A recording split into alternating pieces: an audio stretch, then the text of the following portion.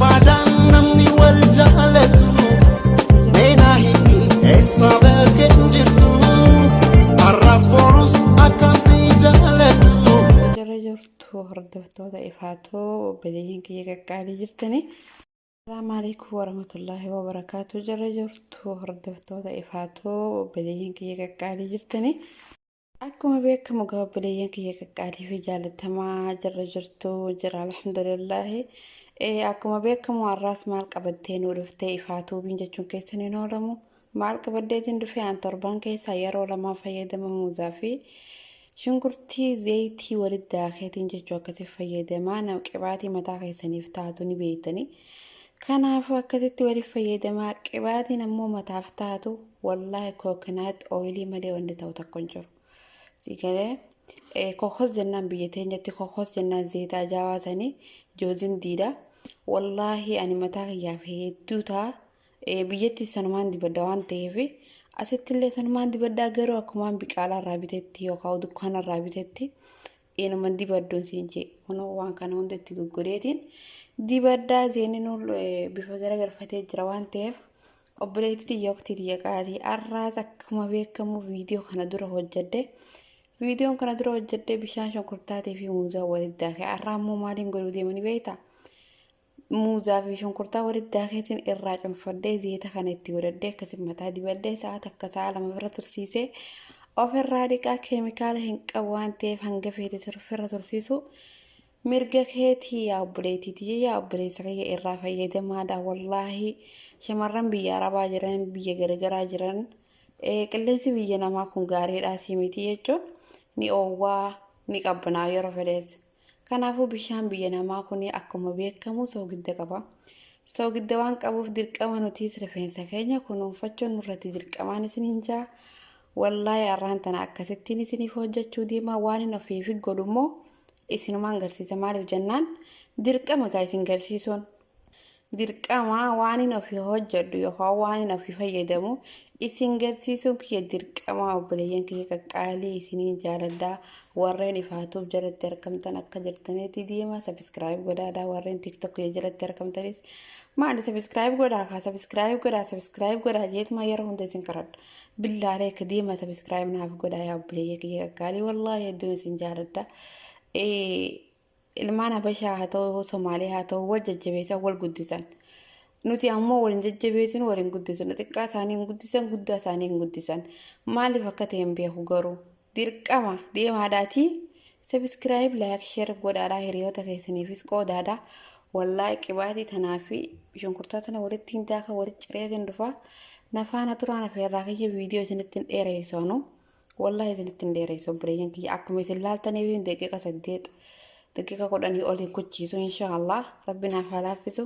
Nafaana turaan afeerraa kiyya obboleeyyan kiyya qaqqaalii isiniin jaaladhaa. Ammaan tana gara yuutuubii dhufuu kiyyaa fi na jajjabeessaa na guddisaadhaa bakka namaatiin nagaan isiniin jaaladhaa chaanala keessanii warreen ifaatuuf jalatti argamtan hunda keessanii wallaahi isiniin jaaladha rabbiif jecha deemaatii rabbiif jecha sabiskiraayib laayik sheer naaf godhaadhaa viidiyoo sanga ilaalumaan laalaadhaa isiniin jaaladhaa nafaana tura.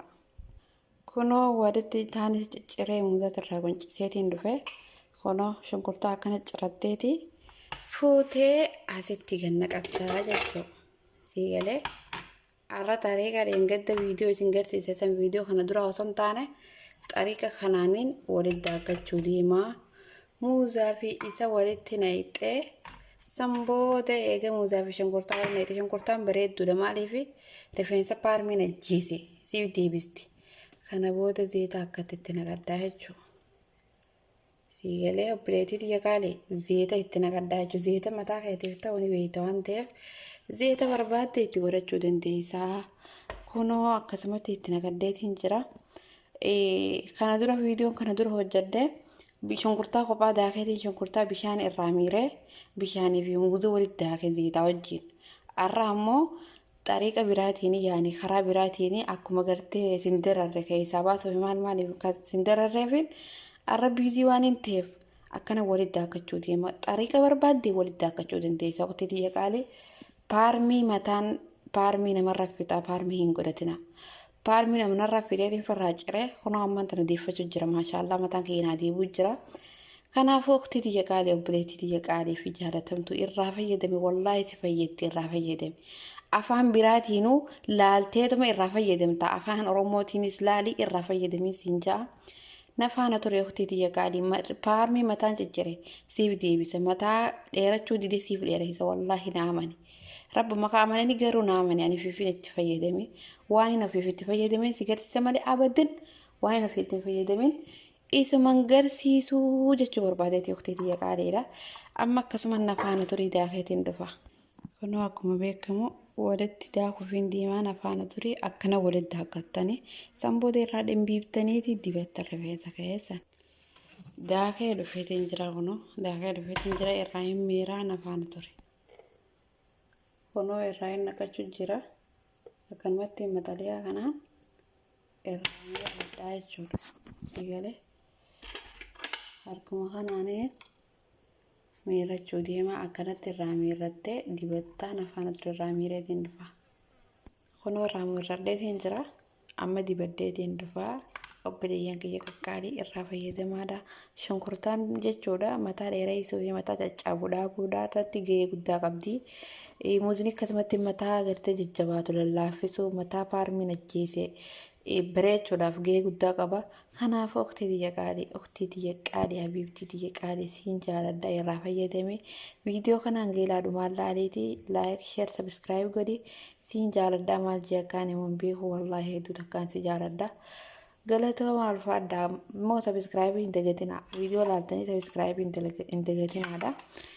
Jabaadhaadhaa sabiskiraayibii godhu jirtanii ilaalaa viidiyoo garuun gadumaatti wallaahi irraa fayyadame. Obboleettii tiyya qaalii waan hin ifitti godhadhu jechuun mataa kiyyatti rifeensa kiyya godhadhu guyyaadhaan isiniin garsiisaa torbaan keessaa gize lamaan godhadha. Torbaan keessaa gize lamaan isiniin garsiisaa obboleeyyan kiyya qaalii viidiyoo isinitti hin dheereessu. Yoo naasee viidiyoon ni dheeratti maaliif jennaan? Haasawaa gabaabseet maan isin garsiisaa obboleeyyan kiyya qaaliidha. Irraa fayyadamaa warreen biyya garaagaraa jirtan hundi keessanuu galatoomaa isiniin jaaladhaa Oromoo tiyya qaalii walaa guddisnu walaa jajjabeessinu. Aadaa haa godhannu jabaadhaa isiniin jaaladhaa. Baay'ee.